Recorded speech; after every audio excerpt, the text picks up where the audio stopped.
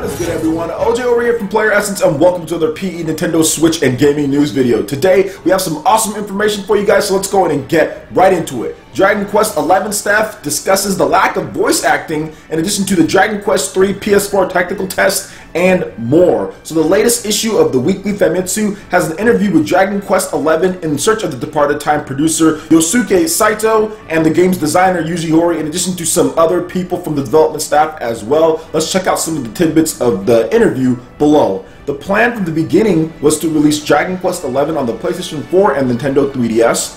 Regarding the PlayStation 4 version, Horii said that he wants users to play together with their family and friends on the big screen. Since the hardware specifications of the PlayStation 4 and Nintendo 3DS are completely different, it was easy to draw out the benefits of each hardware. Originally, all of the music was supposed to be completely new, but since there was a lot of homage to the source material, they were able to use music from previous entries in the series. The concept of the game as a whole is return to origin and story of a hero. However, they were not just aiming to return to origin, as Horii had hoped to create something that would simultaneously become a new starting point. The theme of Dragon Quest XI is the chased hero. As for what kind of existence the hero is, those answers will be answered through the story. Now moving on, this is probably the most interesting part here because they talk about the lack of voice acting in the game, and here's what they had to say on the matter. Whether or not to include voice acting was a significant debate during development. They wanted to protect the traditional style of Dragon Quest. Voice-over recording would take a considerable amount of time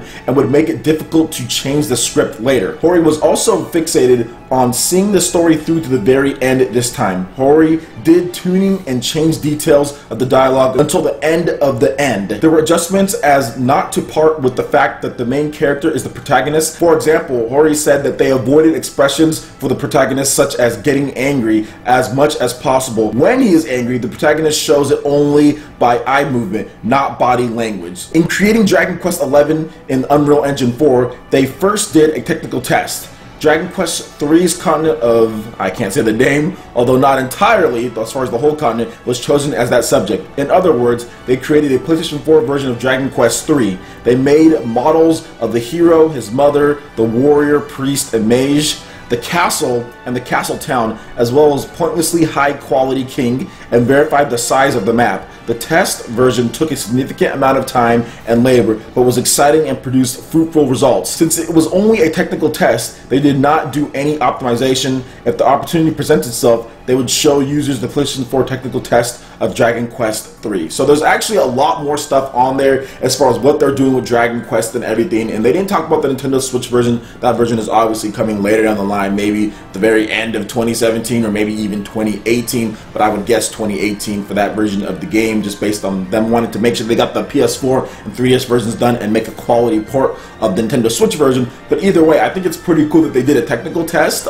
with using Unreal Engine 4 for Dragon Quest III. That would be awesome if they actually remade a lot of the old Dragon Quest games that many people didn't play as far as stateside, and actually put that on PlayStation 4 and Nintendo Switch using Unreal Engine 4. I think that would be something that a lot of people would be interested in. Now, when it comes to the voice acting in the game, I think a lot of people are going to be a little upset that there's no voice acting whatsoever. But I don't think it's going to be like a deal breaker for a lot of people. I know a lot of people do like voice acting and they want to make sure that there's a voiceover, but it's just not imperative that everything is voiced over. I know like The Legend of Zelda Breath of the Wild has very limited voiceovers in times. I think just what the actual champions, the king, Zelda, I mean that's really it. Link doesn't talk at all, and there's a lot of times where people are just, you know, you're reading. There's not a lot of voice acting at all, so I don't think it's imperative that that's going to happen. Plus it does retain that classic feel, and yeah, I doubt this game would be anywhere near close to being done if they actually had to do voice acting, just because there's so much stuff in Dragon Quest as far as dialogue and things like that. But I do know that for some people that's going to be tough that there's no voice acting, because they do rely on that. I'm still excited for Dragon Quest XI, and I'm hoping that they announce the Nintendo Switch version shortly after as far as a release date or even more information on it after the PS4 and Nintendo 3DS versions come out. Let me know what you guys think about Dragon Quest XI in the comment section below. Alright, and moving on to the next article here. Rayman Legends Definitive Edition launches on September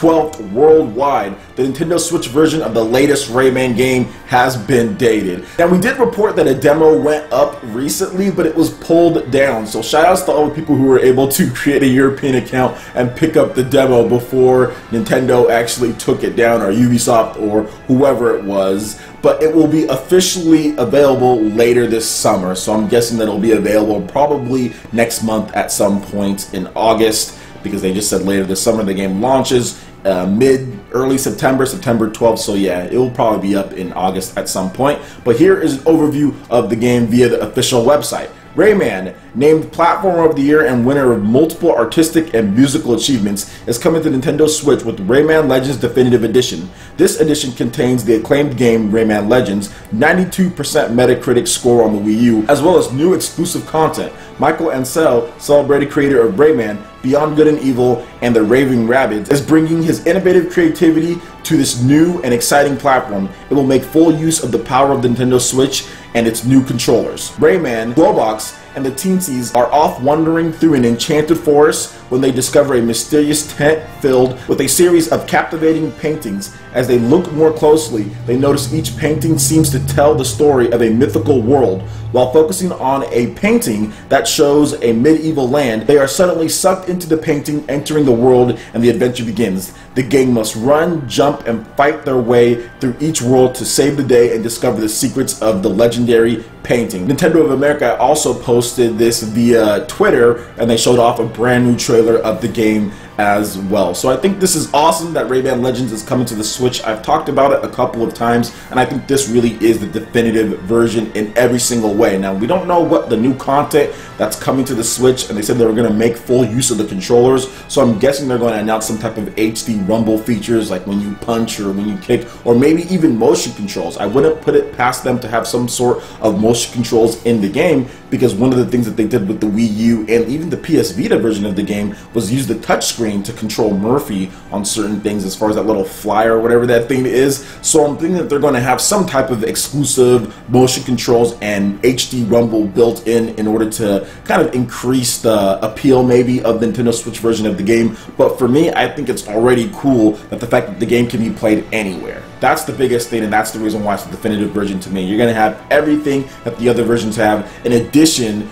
to it being able to be played anywhere. And I think Rayman Legends, that type of 2D platformer, as far as what it does, that's a great game to be able to play anywhere you want. Get in, get out, drop in, drop out, as far as the multiplayer and just playing the game in general. I think the co-op could be really tight in that, to where you can just have tabletop mode, split Joy-Cons, be able to play with someone else right there, or just have it on the TV as well. So if you haven't picked up Rayman Legends at this point, this would be a great time to do it. We don't know the price of it yet. There's been a couple leaks or so, or some people saying that it's going to be $39.99. I would think probably $29.99, and even better, $20 would be the best bet. But since they are adding some new content to it, probably putting in some good stuff, I'm pretty sure it's going to be more of a $39.99 release, but you can always pick it up whenever. You don't got to pick it up at launch. Rayman Legends coming to Nintendo Switch on September 12th. Let me know what you guys think about that in the comment section below. You hyped for it? Will you be picking this one up? I'd love to hear what you guys have to say. Alright, and getting into the last article here. Sphear launches on January 23rd in the Americas and in Europe. Japan will be getting the game on October 12th. And we have some new characters as well. Shira, Obaro, and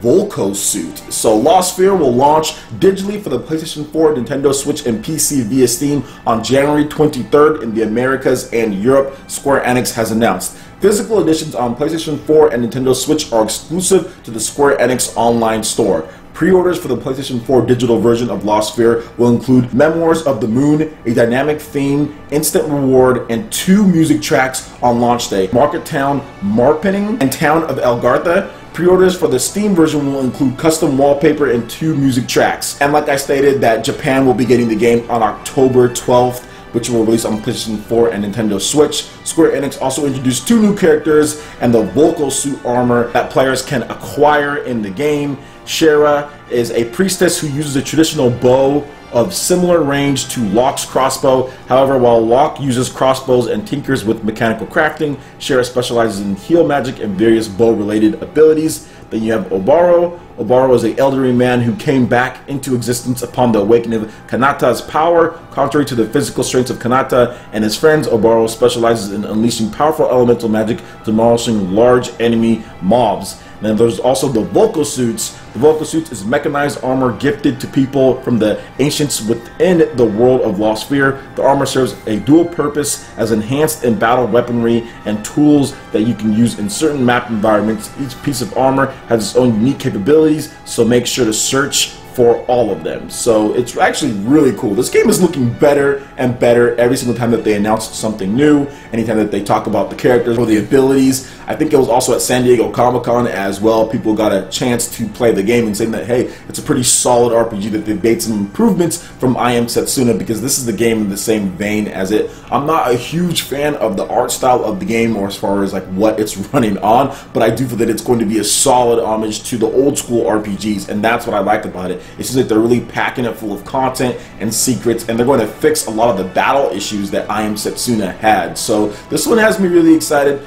Physical versions of the game are exclusive to the Square Enix store. At least they're doing physical versions of the game. That's the only reason why I'll spend $49.99 on this. If it was just digital and it was $49.99, because that's how much this game costs, almost full price, $10 away, I don't think I would do it. I would just wait for price drops or something like that. But I will take a physical version of this like old school RPG from Square Enix. So you got me on the physical version, Square Enix. You got me there. But definitely this is going to be a better game than I Am Setsuna. Everything that we've seen so far definitely shows that in terms of like the combat improvements and all stuff like that. So if you're interested in Lost Sphear, want to know more about it, I have multiple videos on the game already, so make sure you check out my channel for the rest of the content that I've done on Lost Sphear for the Nintendo Switch, PC, and PlayStation 4. Alright guys, that wraps it up for this video here. Go ahead and check out the links in the description below. We've got Facebook, we've got Twitter. Give us a like and a follow on social media. It really helps to spread the content of PlayerEssence across the interwebs in addition to YouTube. Also make sure you check out our Patreon page, pledge any tier. Be entered to win some awesome prizes each month. In addition to that, we have Discord voice chat and $10 prize each up tournaments for Mario Kart 8 Deluxe,